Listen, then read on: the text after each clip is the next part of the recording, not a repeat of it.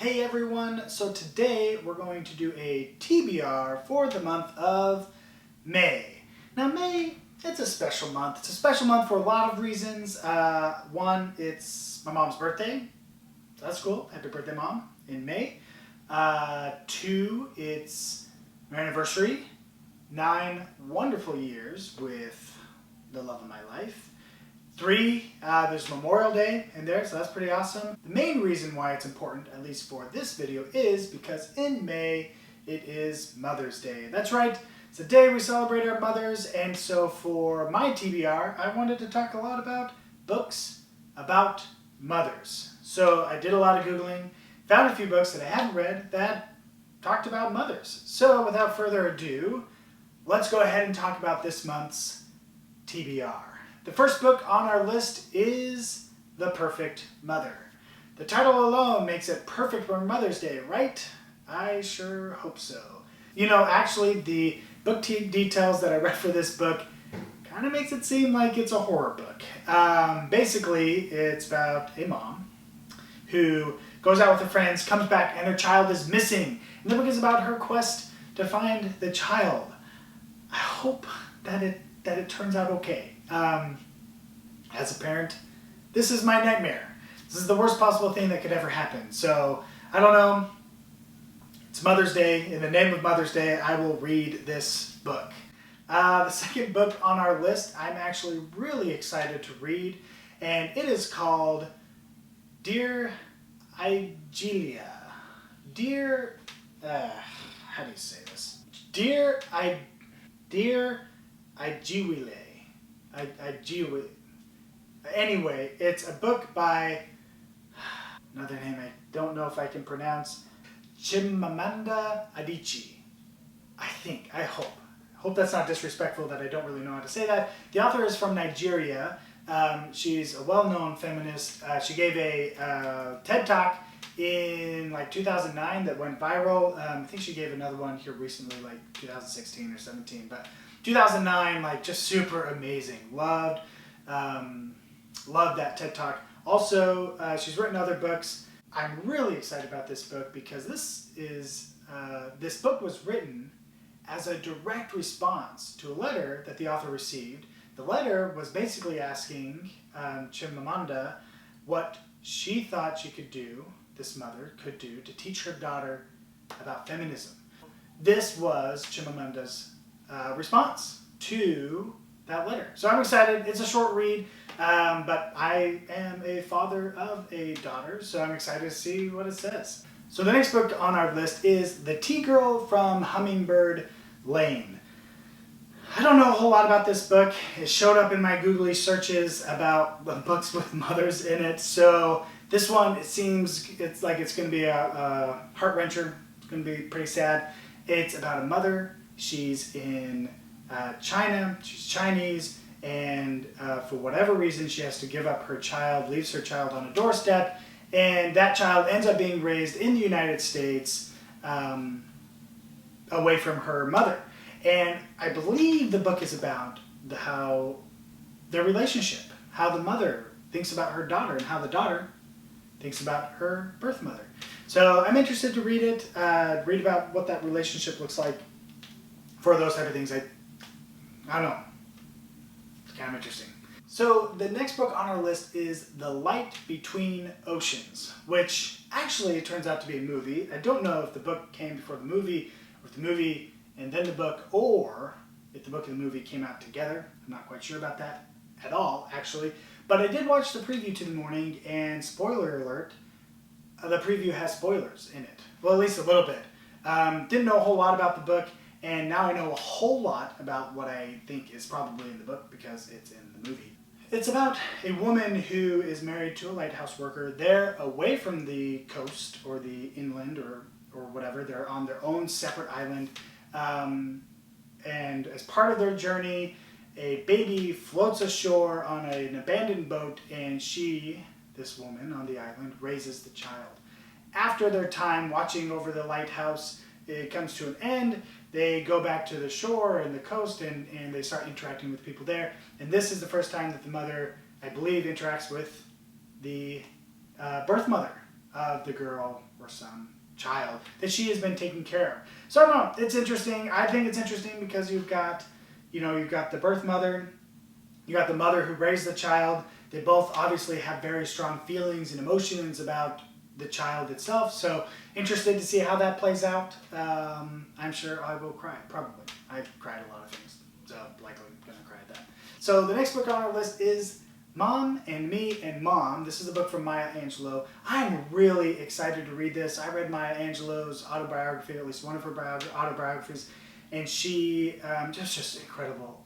So incredible. Probably one of my favorite books I've ever read. Just poetic, just amazing. It's true poetry, beautiful, beautiful writing. So I'm really excited to read this short book specific to her relationship with her mom.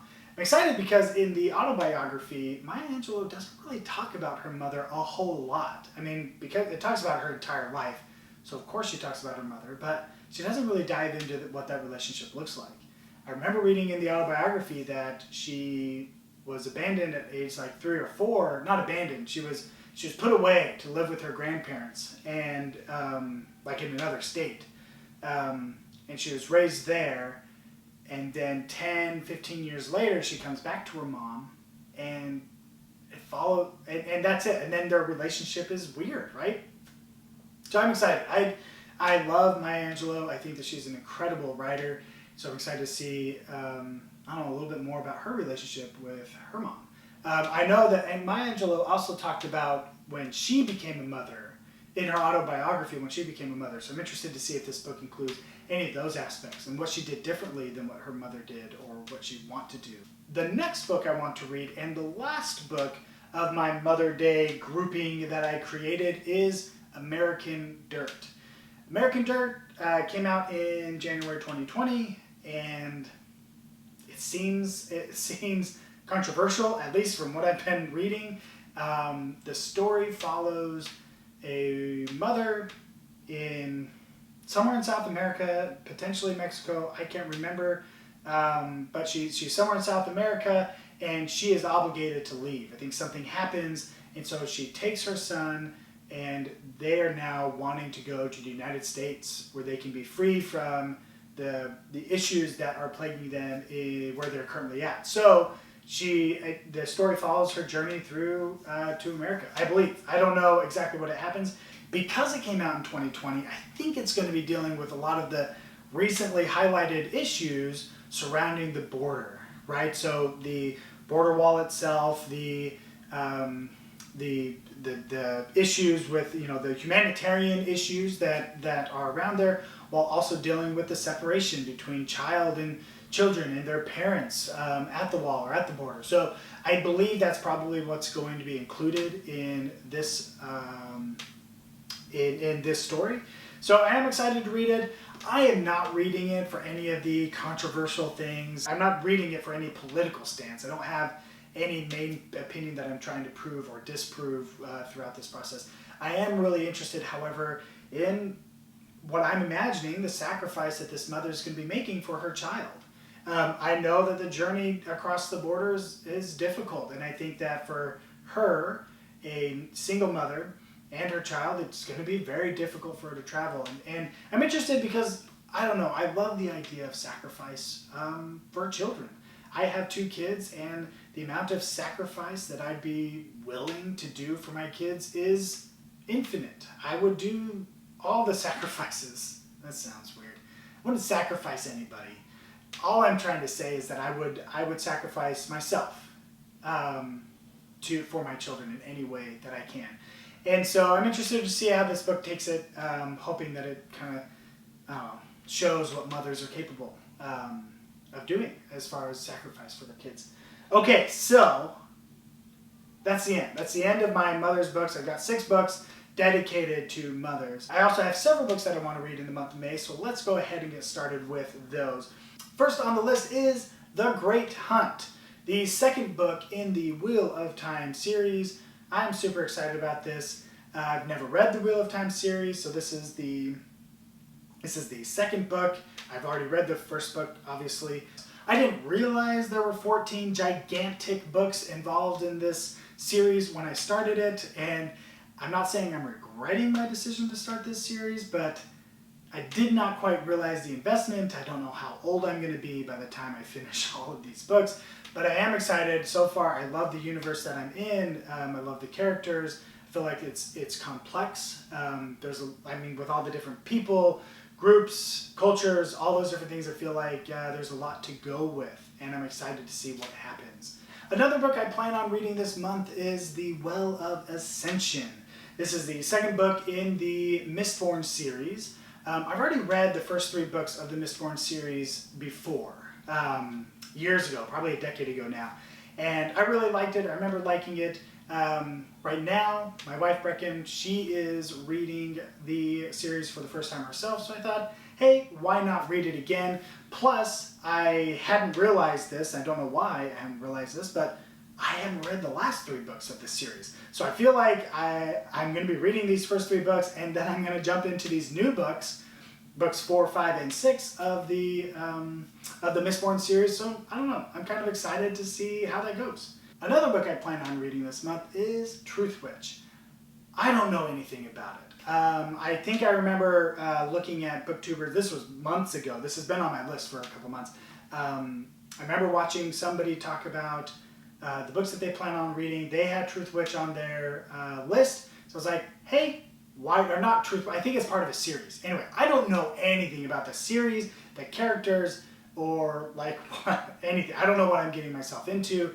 Don't know how many books there are. I should look into that now that I think about it, because if it's another 14 gigantic book series, I just don't know if I want to get started with that right away. I'm kind of excited to read it. Don't know what I'm getting myself into, but we'll see. I'll read it, and then we'll talk about it. Who knows? The last book on my list that I want to read this year is Remote. Remote is a book about how to manage yourself and employees while working remote. Now, given the environment that coronavirus has created, the entire company I work for is now remote. We're all working from home. So I wanted to read this book to see if there's any tips or anything to work with remote employees. Anyway, so that's it. These are the books that I'm going to be reading in the month of May. I'm excited. I think there's a lot to go with. Got the Mother's Day books. I've got some other, fantasy, Brandon Sanderson-esque type books. So I'm excited. There's quite a few books in there. Okay, well, I guess that's it. Until next time, talk to you later.